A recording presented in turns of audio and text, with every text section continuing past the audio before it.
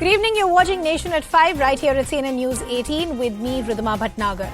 Let's begin with our top focus coming in from West Bengal. There was chaos at Kolkata's Salt Lake as the teacher eligibility test candidates protested demanding their appointment letters. Now, the BJP and the Congress also protested, accusing the Mamata Banerjee government of corruption in the appointment of these teachers. The BJP says the Mamata Banerjee government has sold teachers' posts to the highest bidders. Protesters claim they've qualified but were omitted from the merit list. Multiple protesters were detained by the police on the ground. Section 144 has also now been imposed. Bengal BJP on the streets of Kolkata protesting police action against TET qualified job seekers who were forcefully removed from their site of agitation in Salt Lake midnight yesterday, and the political protests have now are being seen on the streets. Earlier in the day, it was the left SFI, DYFI who organized a similar protest and clashed with the police. The ABVP has also clashed with the police on similar issue, and now you can see the BJP, the BJP Yuva Morcha now on the streets of Kolkata. The protesters are only making this the political protesters, the political parties. It's not just the BJP, it's the Congress, the left, and other organizations as well, which are hitting the roads today in protest against police action. So this is clearly a political response to the police action. Shameful! How can a woman be arrested at 1 o'clock in the night? After sunset, you cannot arrest a woman.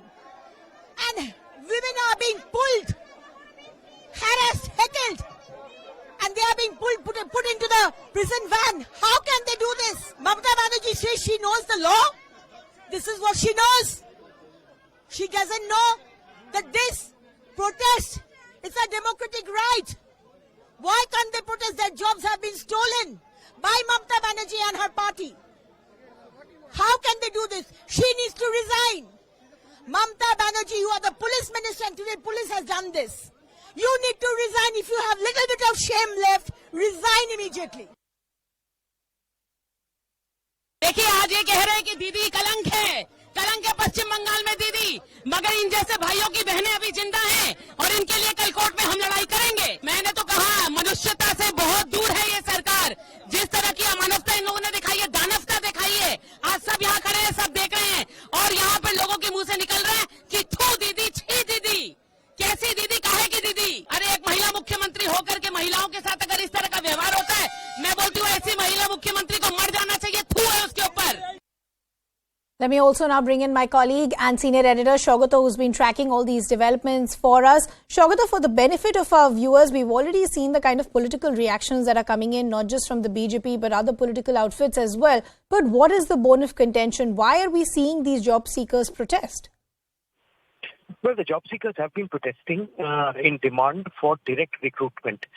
These are the 2014 qualified TET candidates who have been waiting for their jobs in primary school levels for the last 8 years, have gone through 2 processes of recruitment but were still unsuccessful. These protesters say that since there have been large-scale corruption in recruitment at primary levels, including in primary levels, their unsuccessful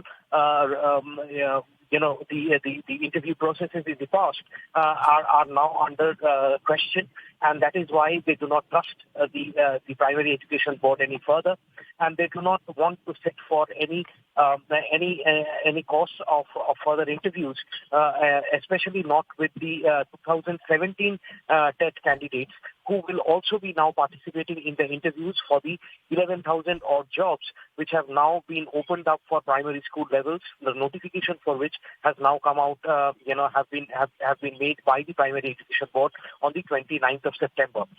So the demand was for job recruitments, but recruitments in a direct manner without having to appear for any kind of interviews. The primary board has, however, refused to indulge any such demands, because they know that it will have to be done through the proper process and through and by the book, and that's the reason why the protests have been happening for so long.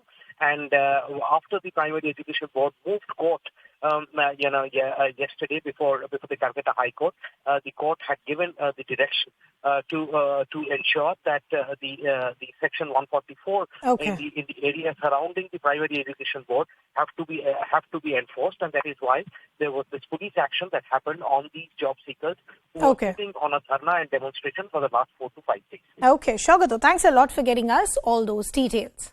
Let me also now bring in our guest to take this discussion forward. We have political analyst Anivar Banerjee. We also have spokesperson of West Bengal BJP, Shatarupa. Good to have both of you on the broadcast with us. Anirban, I'd like to begin the conversation with you. What are the protesters saying? And this is not the first time that we're hearing something like this from them. They're saying that they qualified, but they were still omitted from the merit list. Why has that happened? First of all, for the 2014 candidates, there were 2 rounds of interviews held, and the people who are protesting right now, they were not included after those interviews were held. Even after that, this is the 3rd round of interview for them. They have the opportunity to participate in the interview. Nobody is stopping them.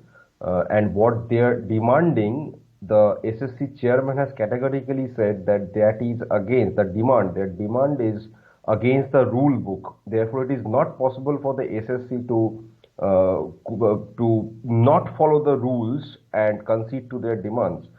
Therefore, it is for the courts to decide on the larger matter regarding the recruitment alleged scam, whether there has been scams or not. It has to be proven. If the appointments of these protesters have to be done by bypassing the rule book, I do not know how that is possible. That is all the SSC chairman he has said. And I'm just trying to understand and playing the devil's advocate here and trying to raise the concerns of these job seekers. What are they essentially saying? They're saying that they've already cleared this teacher's eligibility criteria test, but no appointment letters have been given. Do we understand why this lag is taking place? No, you have to understand first that by simply clearing the TET exam is not a guarantee for a job, and that is applicable for even say NET exams, NET or ACT SET exams in the college teachers, college professors who are appointed. You are eligible for the interview. Once you pass the examination, that is the TET, you are eligible for the interview, and 2 rounds of interviews have already taken place for these people. From there, almost 56,000 jobs have been given, among which there are allegations that there have been irregularities, there has been corruption. That is now a sub judice matter right now. The court will decide on that. But that these people did not get a chance to appear for the interview, that is not something anybody is saying. They did get a chance, and if they do want, they can again appear for an interview that is scheduled to be held, I think, next month. So then I want to understand, and before I bring in Shatarupa also, why is the state government not addressing their concerns one-on-one? Why do they have to take to the streets? And then it results in these clashes where the police actually is showing no sense of empathy to these people who are fighting the issue of unemployment. They're job seekers at the end of the day. Look at the kind of visuals that we are putting out. Shirts have been ripped. You're dragging these protesters across the street. They're being bundled up in buses. I'm trying to understand what justifies the kind of scenes that we've seen. First of all, the government, or rather the SSC in this case, which is the appointing body, they are giving a chance for another round of interview after 2 rounds have already been done. These people who are protesting, they could not qualify in those 2 rounds. Therefore, they again have another opportunity to appear for the interview. That's okay, sir. Whether they qualified, didn't qualify, what justifies the kind of treatment that is being meted out to them is what I'm trying to understand from you. But Shatarupa, I want to bring you in the conversation. How did you see these clashes that played out? What really stood out for me was the kind of treatment that was meted out to these job seekers. If their concerns are still not addressed, understandably, they will be angry. Unemployment is an issue that is a great concern across the country. Yes, Ridhima. Thank you for having me on the show today, because this is what happened last night has disturbed the heart, the core of Bengal. Before I go on to what happened yesterday and our reaction to that, I want to set a few some things straight. From the time your journalist Shogotov was speaking, and of course, Anirban speaks nonsense all the time. The point here is 2014. The TET people appeared, and there was a TET qualifying exam. After that, again there was another one of the same people in 2018. So the same people who have qualified were asked to again appear in 2018. That's one. Number two is, it's all very well to say that you don't qualify, you only qualify for the interview, but you don't qualify for the job. But there have been several instances, not one or two, where jobs have been given in exchange of money, and I'm ashamed to say this, in exchange of body, in exchange of sex, in exchange of physical abuse, I would say. And this has been happening openly. That is why you're well aware that there is a scam investigation going on right now. No, one sec. Shadrupa, these are some big allegations that you... One sec. These are some... I am coming back to you only. These are some big allegations that you're making. So I would also like to have... I would like to have some clarifications. Who are these people that you're alleging are involved in this nexus? Do you have some names and proof? Trinamool, Manik Bhattacharya, he's already been accused. He's already been put into with ED. He's confined. There have been several more instances. Partho Chatterjee himself is involved in the scam. So there have been very many names, and more names are coming out. These names are already accused, are already behind bars. Already investigation is happening. That is why I am raising this issue, to set a few records straight on national television. I am not speaking off the hat. Now, having said this, these people, from the time they started agitating some 8 years back, they have been demanding only one thing. Please show us a proper merit list. They are not yet asking for jobs. Jobs demanding was happening much later. When the agitation started, they said, please give us a clear breakup as to who actually qualified, who didn't qualify. Yeah. Because the marks that were there with them, there were many people who were lesser qualified, who had lesser marks, who were sitting with these plum posts. That's one part. Now, the other part is, no matter what you think of them, no matter whether their agitation is justified or not justified, nothing at all justifies the way they were treated, not once, not twice, but several times. Several times. They've been sitting under the Gandhi statue in the open air, without water, and they've been agitating now for, I think, over 8 months or so. That's exactly why I started by asking Anirban, one, why are we seeing the omission from the merit list? And as the point that you're rightly pointing out, that if they already appeared in 2014, why were they asked to appear again? But even if I keep all of this aside, just focusing on the kind of clashes that we saw on the ground, Anirban, the police is working at the behest of certain commands that they're getting. They can't be taking these decisions on their own, right? So then the questions will be asked to the state government. I first clearly object to the senile old lady's lies. The SSC has categorically said that whenever the court demands, they will put out the entire merit list along with the digitized copies of the OMR sheets. That is what the chairman in one of the interviews to a channel has very categorically stated. If the court directs, the SSC will produce everything. And now for your next question, there was a court case in the Calcutta High Court. The court ordered the police to execute the Section 144 order that there was in place. The police had to execute the order. There were multiple appeals from the police to the protesters to vacate the site, but they did not. And after that, what followed, some will say that this is police brutality. But let me remind you what police brutality, or rather brutality with any protester is. We have seen right here in West Bengal during the previous regime, police actually opened fire multiple times on protesters and on anybody protesting. No, Anirban, it's very easy to always escape the direct questions and go back to past regimes. Just look at the visuals that I'm putting out on the left side of our TV screens, which says TET protests turn violent. Just explain those visuals to our viewers. I'm asking you a simple question, and you would have some empathy. If you were a job seeker today, wouldn't you want those clear answers and reassurances from the state government rather than being picked up like this? I am giving you the facts. I am giving you the facts. These people who are protesting, there were another set of people who were the 2017 TET aspirants. They were actually protesting on the other side of the road, saying that the 2014 candidates, their claims are illegitimate, they are illegal, they are immoral. Therefore, there were two groups protesting at the same site, one against the another.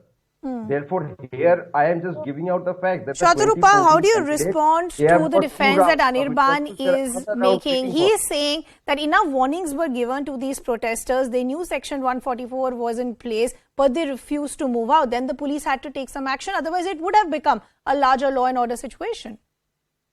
Riddhima, firstly, this man on the other side calls me senile, and you don't say a word about that. So that's okay. No. So every political party comes, then they indulge in name calling.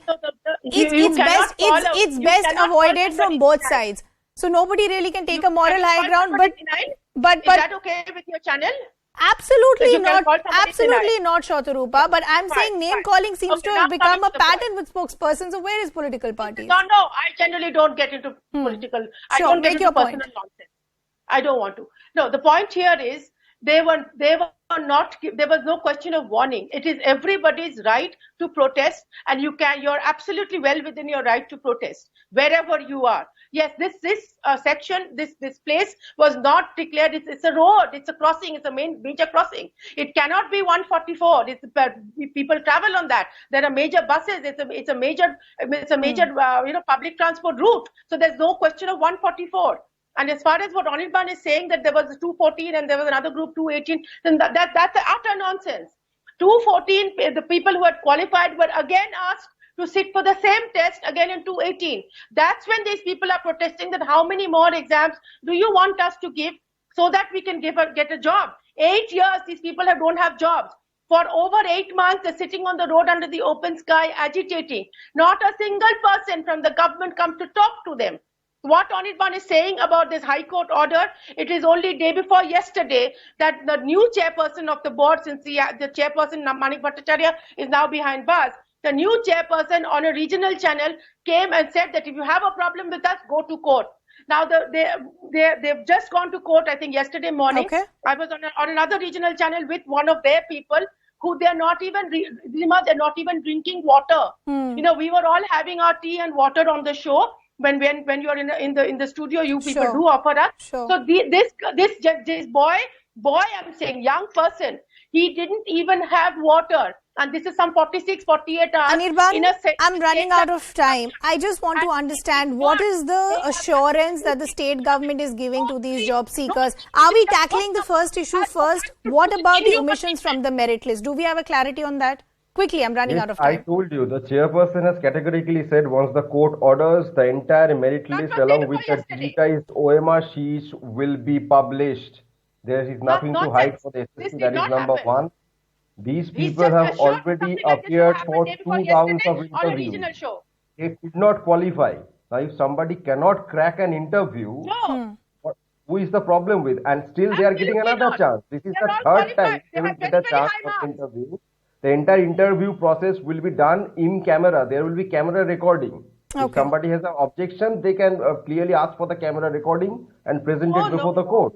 What more can the state government do? Absolutely not. The state government can give these job seekers reassurance. They can give them some clarity of the timeline that they're working with. I think that's the least that is expected from any state government. Unfortunately, I've completely run out of time. Anirban as well as Shatarupa, always a pleasure speaking to both of you. We're shifting our focus. Some breaking developments coming in.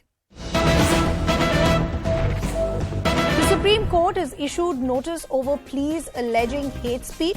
The Supreme Court has noted rising climate of hate in the country leading to hate speech. The Supreme Court has directed the police to suo motu action regarding hate speech irrespective of religion of the speaker. The court says any inaction on the part of police and authorities would also be viewed as contempt. So the Supreme Court, not mincing any words, issuing notice over pleas alleging the hate speech and environment in the country. My colleague Ananya Bhatnagar, who's been tracking all these developments for us, is now joining us on the broadcast. The Supreme Court there, Ananya, mincing no words. What is also interesting is they're directing action irrespective of religion of the speaker.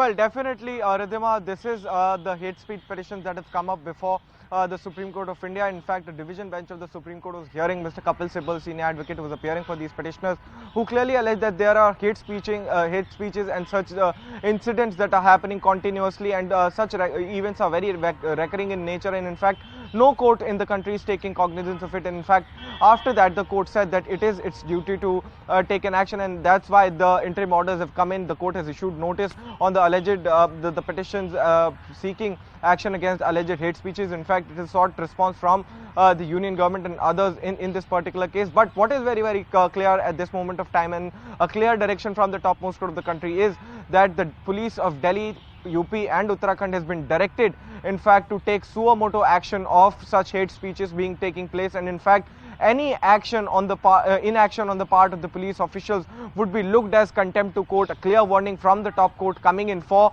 these police officials, because remember that what is being pointed out by the petitioners in this particular case is that the police is just standing at those events where such hate speeches and such words are being used against a particular community, against opposite religion, and no action is being taken by the police or any kind of authorities in there. And then the court took cognizance of this, and in fact, a very pertinent question that the court was also asking, in fact, Mr. Sibal, was that is it only one community that is involved, or the other one is also there? So the Mr. Sibal answered that if they would have done it, then they would not have been spared, and in fact, anybody who's involved in such an action should be taken care of and should be taken by the court, dealt by the law very, very strictly. And that's the reason why the top court has said that the climate of hate is in fact increasing in the country, and that's why hate speeches are being resulted into. In fact, it also goes on to say that the Constitution of India envisages the fraternity of equality, and hence there should be no such incidents, and secularism. The top court there taking note of rising fact, hate environment in the country, which is leading to these hate speeches, and then directing what should be done. Ananya, we'll leave the conversation there. Thanks a lot for getting us those details. We're slipping into a very short break, coming back with lots more.